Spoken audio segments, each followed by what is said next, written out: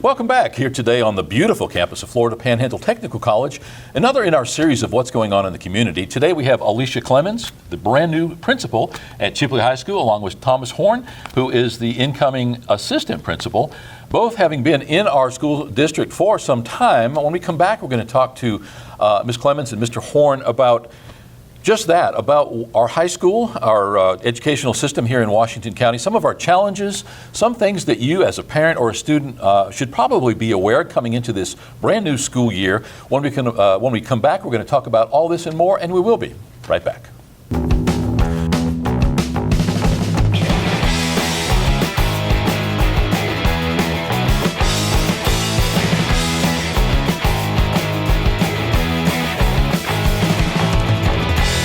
Welcome back. As mentioned, our guest today is Alicia Clemmons, the incoming principal of Chipley High School, as well as Thomas Horne, the brand new vice principal.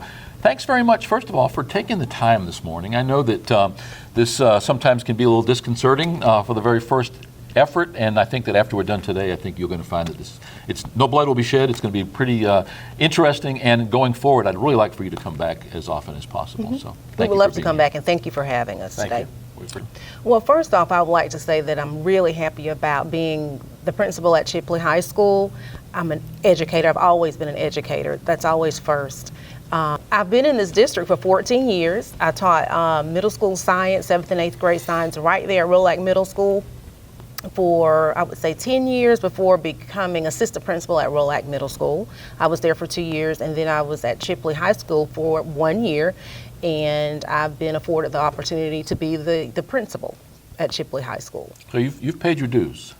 I've put a little time in. You know the system, you know the district, and obviously that is always good. Yes. You know the players, you know the physical plant, and so that certainly helps. Mm-hmm. And so I'll tell you what, let's if you would, Thomas, give us a little thumbnail sketch about you and how you came to be where you are today. I started my career in 2004-05, started in Mobile, Alabama, and I was a math teacher actually in Williamson High School. From there I went to East Central in Mississippi. I did co-teaching for 4 years there, which brought me to Escambia County. In each event I've moved into my career, I've changed a little bit of my professional outlook. I went on to become a behavior coach / intervention specialist dealing with the ESC population. Did that for 5 years, and grew in my career, received my master's, and went on to do a dean, which in Escambia County basically deals with discipline, facilities, fire, buses, and those kind of things. And spent my last year at Rolac as the assistant principal there. That was my first move into that administration. Enjoyed it, and saw an opportunity to come to Chipley High School and further my career. So. Mobile, huge school system in Mobile. Yes, sir. Our youngest daughter and 3 grandkids and her husband live there in Mobile. But that's a very large system. Certainly maybe a breath of fresh air coming to a little smaller community or not. It is. Escambia is also large. In Mississippi, excuse me, it was relatively the same. We had about the same demographic and population in Mississippi, so I was looking forward to getting back into that type of environment and community where, a lot of parent involvement and buy-in. You always see, we talked about it today, Chipley is a living, breathing, the high school, it's always living, and there's always something to do. So I enjoy that, and I enjoy all the activities, and I'm just looking forward to it. Well, welcome, even though you've been here a while. Alicia, let me ask the question that I always ask head coaches or athletic directors, especially when they've been here a while or move up into another position.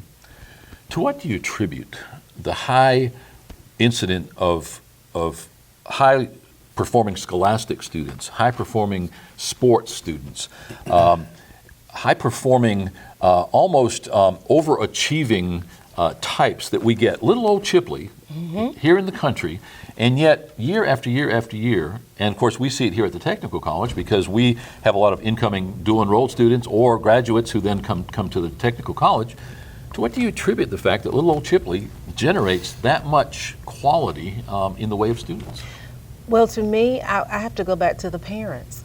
You have to start off early working with your children, implanting in them the importance of an education, the importance of working hard, the importance of, setting goals and working every day to reach your goal. If you're going to play basketball, you get out there every day and you practice. If you play football, you practice. If you play the piano, if you want to do that, if you want to be a musician, you practice. If you want to do well in school, you practice. So, I think about the parents. They're the first teachers. They are the first ones who have such an influence on children. And then we get them in the school system and we just take them from there and we grow them as much as we can. So, and we have great teachers in this district too. We have some wonderful teachers, and I think about the ones who've come over the summer and they've worked. They've put a lot of time in. They didn't get paid for it, but they did it because they care for the children. They care for this community because we're producing the future doctors and the lawyers and the mechanics. We're producing the community, the future community. So parents, teachers, it takes all of us working together. And you mentioning pay is a good segue into the next note I would like to make, and that's the fact that teachers are not extremely well paid. Never been a well-paid profession. It's certainly a labor of love, much like any other public servant, public safety, for instance, EMS, fire, law enforcement, corrections. None of these occupations pay big dollars, but we seem to keep getting quality teachers. To what do you attribute that, Thomas? I would say that they love Chipley. I would say that they grew up here. A lot of people come back home. They move away, they go to college, they attend different events, and they come back. And one of our big pushes is we have room to grow. We have a lot of land, a lot of growth that can happen here, and joining with the technical college as has always been, and pushing these programs to get these young people need to own their own businesses. Not everyone is geared for college. I went into the military straight out of high school, went right to boot camp 10 days after high school, and so it wasn't afforded to me that way. I came back and decided I needed to go to college, so that option will be there as well. So, yeah, it's interesting. These kids, and I'll call them kids because they're kids to me in high school, can't wait to leave. And they are kids. Yeah, They are. Yeah, that's become a that's one of those politically correct issues almost. But yes, to me they're kids. We got 7 grandkids. I mean, they're kids. They can't wait to get out of Chipley. They can't wait to leave this little old town. They can't wait to go show their parents and the rest of their friends and family that they're going to go be something. Thomas, you mentioned, though, that they come right back. Mm-hmm. At some point in time, they may generate a family. They may have part of a career. Coming back is such a wonderful thing. It's that warm blanket on a cold winter's night, coming back to that welcoming small town atmosphere. Mm-hmm. Segueing into this upcoming school year, we're not in Kansas anymore. We have to talk a little bit about the elephant in the room, unfortunately. We have safety issues that heretofore we have not had to deal with. I was a kid. We had a shotgun in the rack in the back of our truck. You had a knife on your hip in school. It was a different world. Fast forward that 50 years, which I guess it's been 50 years now since my high school graduation. We live in a different world. And as long as we are cognizant, as long as we are situationally aware and we take due diligence, everything is okay. I know you're making some changes, Alicia. The school district as a whole is, the whole state of Florida is.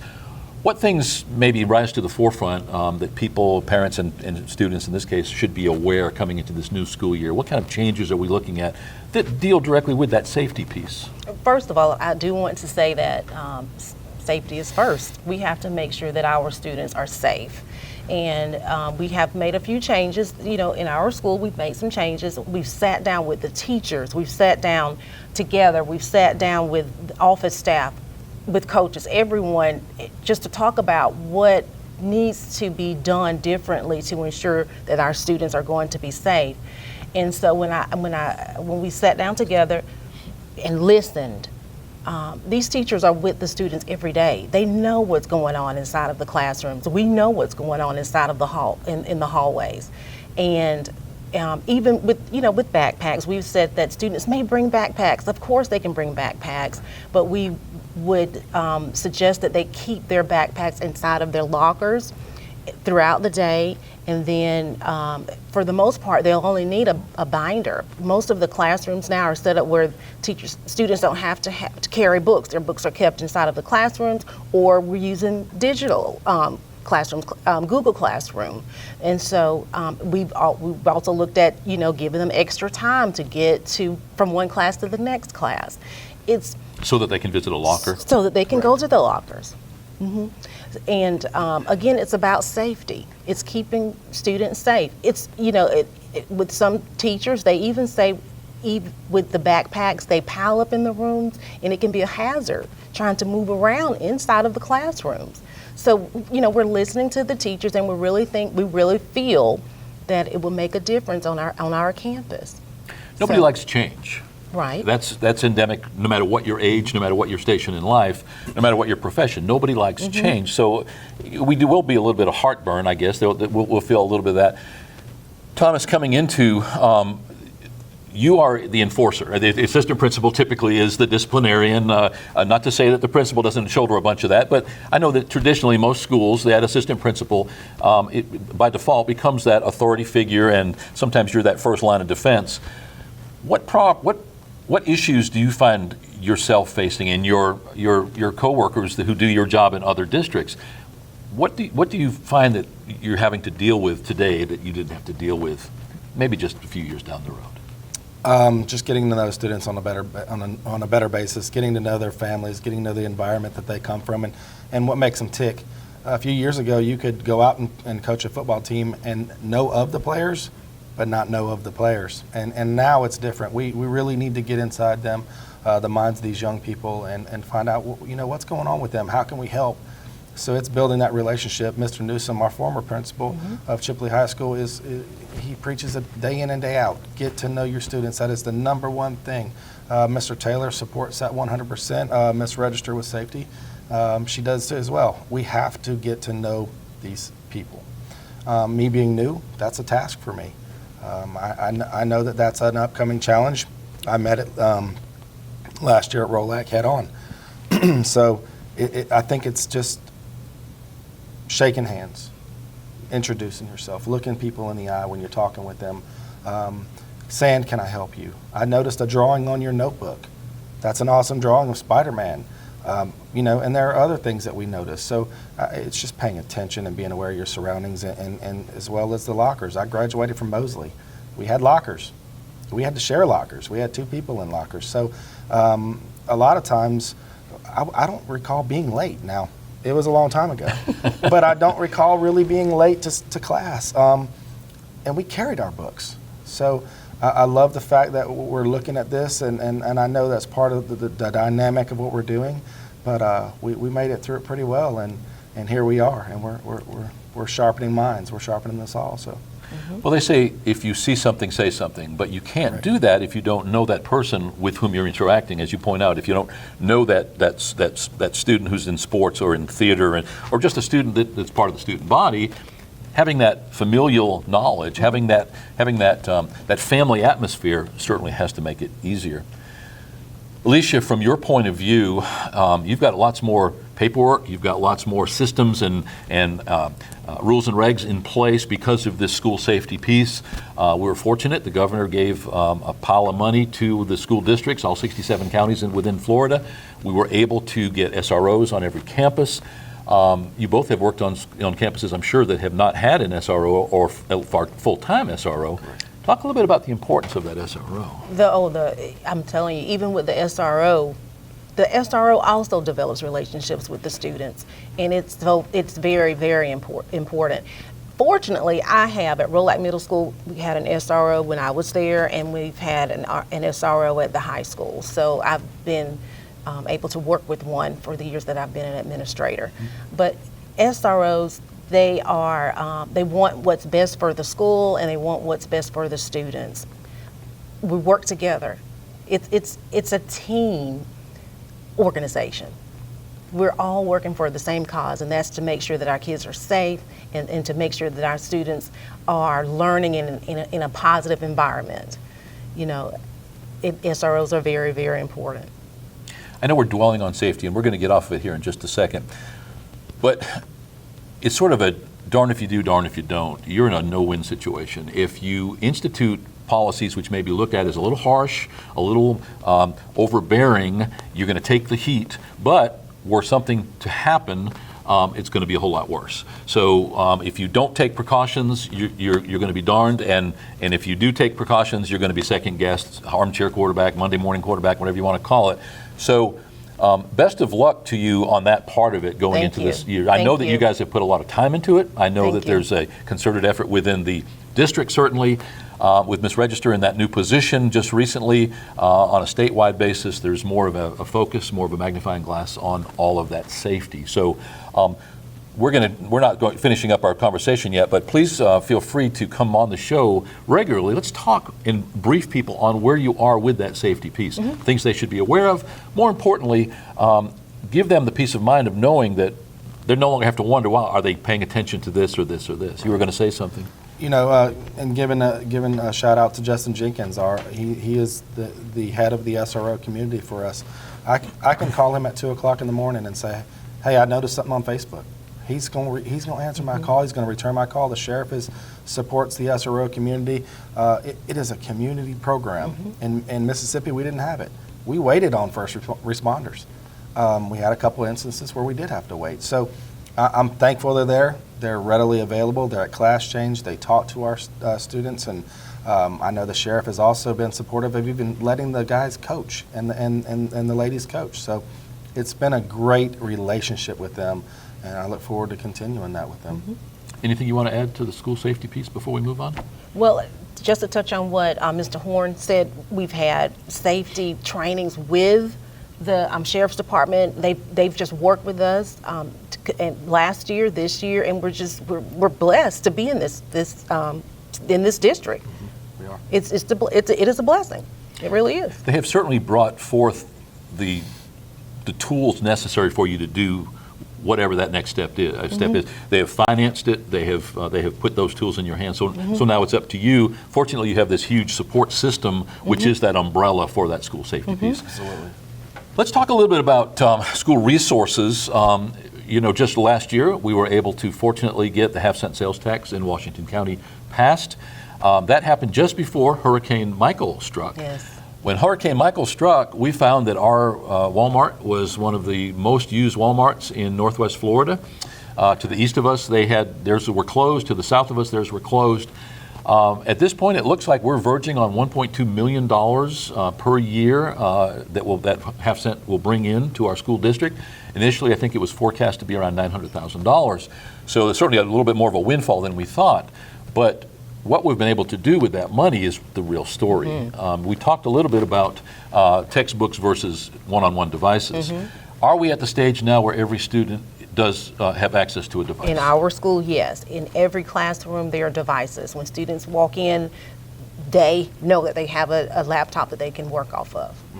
Typically, the problem has been unfunded mandates when the state says you must do all of your testing online, and yet you don't have the bandwidth or you don't have the devices.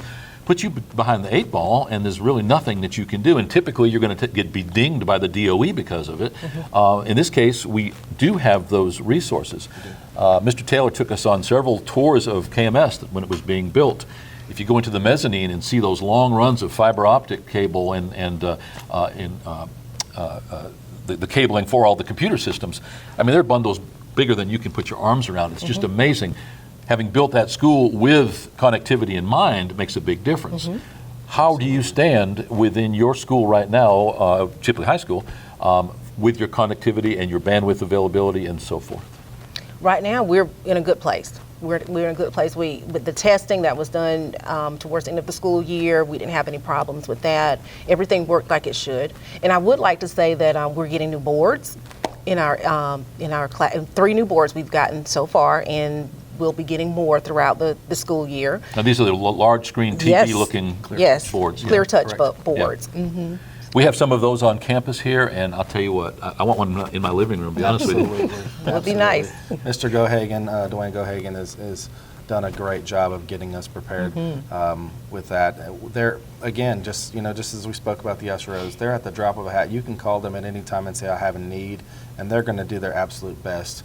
And that's thanks to the people of this community for voting for the tax, paying in, and we had an unfortunate hurricane, which actually helped the community because it brought in local people outside of our community to support that as well. So we've been blessed. I mean, we've been hit hard, but we've been blessed. I don't think the sun sets on that for 9 more years, so Correct. we've got that going for us. It's our job collectively as the school district to let people know what that money's being used for, to point out the positive impact it's having, so that when it gets time to renew, so we don't ever want to miss an opportunity to shout about the good things being done. Absolutely. What's our football season look like? Is that a sensitive question these days? I know that there's been sort We're of going to have a great football season. as I think that Blake said to Gerald Tranquil, the head coach and athletic director of Vernon, that he hoped that Vernon won every single one of their games except for one.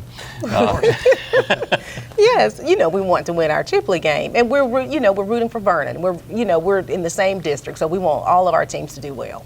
What's interesting, I'm glad that you say that. What's interesting now is that if you're in Sunny Hills or Wausau, typically you're going to Vernon, or sometimes you're going into Bay County. But at the end of the day, there seems to be more cohesiveness or more sense of community involving the entire community. It wasn't that many years ago when Chipley and Vernon were always at odds. Probably started when they moved the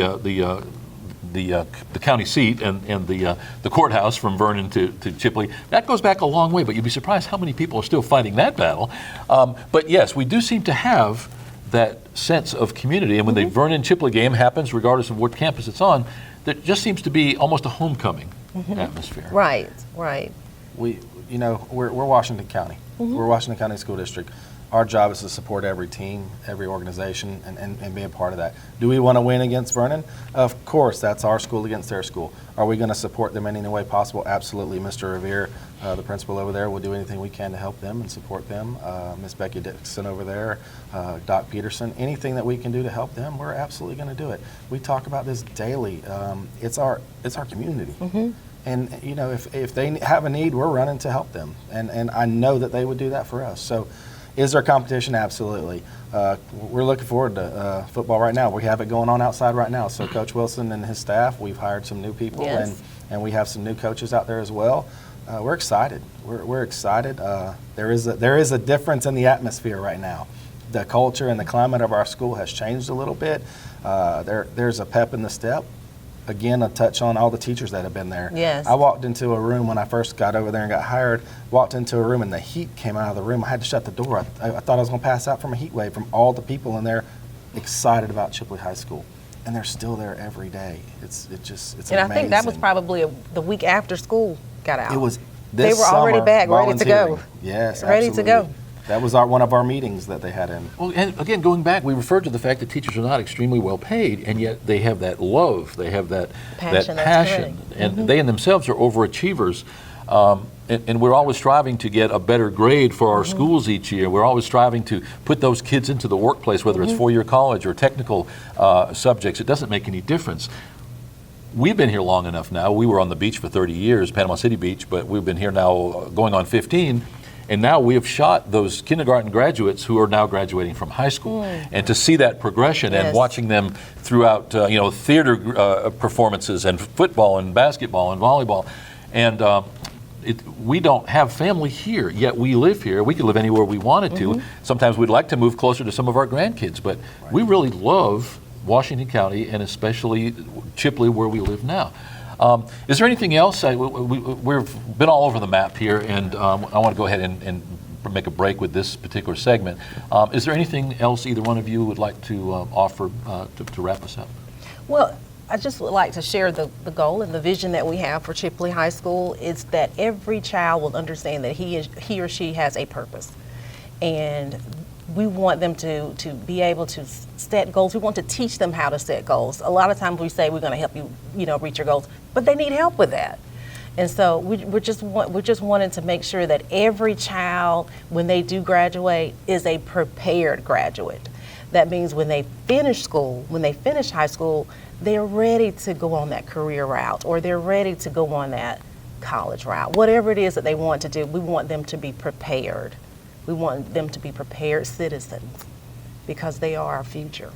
And to touch Well on said. that a little further, we want them to have an exciting journey at CHS.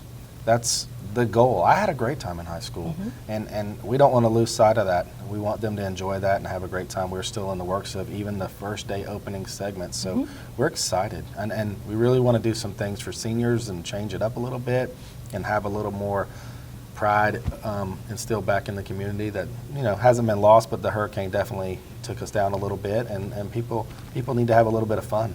So that's our goal, I think. Well said. Thank you both for taking the time. I know that you're head deep in the murky waters of trying to get ready to open the doors. We've only got less than 2 weeks to go, and you'll be back in the thick of it. We'd like to extend that open invitation. Please plan on coming back soon. I'll come to your campus if necessary. We'll shoot there. As a matter of fact, it bears doing that from time to time. Yes. Maybe do a segment out on the football field or in the gym or in one of the classrooms. Let's let the community get an inside look. You've got some exciting new programs that have started over the last few years. I'd like to maybe for you to encourage some of those teachers and instructors to be able to maybe come over from time to time, share with us all the exciting things that they're doing as well. Absolutely. Again, thank you so much for being here. Thank you. Thank you. Our guests today have been Alicia Clemmons, brand new principal of Chipley High School, and Thomas Horne, also brand new in the role of assistant principal. I think that everybody can agree that we've just got better times ahead. The economic or fiscal issues have seemed to have calmed down over the last few years. Everything's getting back on track, and we look forward to certainly a big school year coming up. You're going to see both of these folks on our show as we move into the future. We'll be right back.